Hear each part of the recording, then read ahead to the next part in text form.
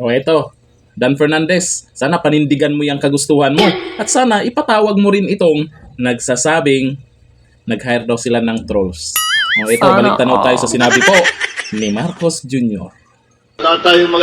Wala tayong makuha na oras sa ABS, wala tayong makuha sa Channel 7, wala tayong makuha sa Inquirer, wala tayong makuha sa Philstar, binabanat-banatan tayo ng Rappler.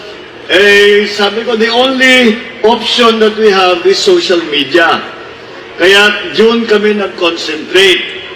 Kaya nag-hire ako ng libo-libo na troll army. O di ba, Dan Fernandez? Yan yung imbestigahan nyo. Hindi yung mga DDS supporters or DDS vlogger yung pag-initan nyo. Eh paano maging trolls yun sa dami-dami ng mga vlogger na pabor sa mga Duterte? Eh tao naman yata yun. Nakikita yung nagsasalita at hindi po robot yun. Nakita nyo naman, di ba, pag nagbablog nandyan, nagsasalita. Eh yung sa kabila, iilan nga lang, tapos ang daming mga nagko-comment doon sumuporta sa kanila. Minsan sumusugod pa sa mga Duterte vloggers, nagko-comment ng kung ano-ano. Mga fake account naman. O di ba? O sino yung siyempre pag alam mo naman galing mismo kay PBBM yung tungkol diyan sa trolls. Siyempre pag nag-hire ka, may bayad. Di ba? Sana all. Magkano kaya bayad? Tapos yung petsa ng bayaran. Yung naalala ko yung nag-viral na vlogger-vloggeran din na walang buhok ba yon?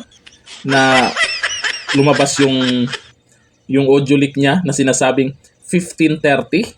Nako, mukhang yun yata yun Mukhang tuloy-tuloy pa rin yata sila ngayon Napansin nyo, pag nakaraan dito sa channel natin, ay meron tayong pinasilip dyan na kung saan may isang kandidato na pinagtatawanan ng taong bayan, tapos binawi nila sa heart. Tapos tiningnan natin yung mga heart na nagre-react. Aba, puro 0 followers yung mga nag-heart. O sino yung gumagamit ngayon ng mga faking account, mga trolls? Kasi naman, kung isipin natin, di na kailangan ng mga Duterte yan. Di na kailangan ng mga nagbablog sa tungkol kay Duterte. Pati nga yung taga-kabila pati nga mga vloggers nagbablog na rin tungkol kay Duterte. Maraming mga supporters naman yan. Aminin na natin. Maraming supporters, maraming mga Duterte supporters. Mindanao pa lang di ba? Hindi na nila kailangang mandaya na magkukunwaring maraming nakasuporta sa kanila.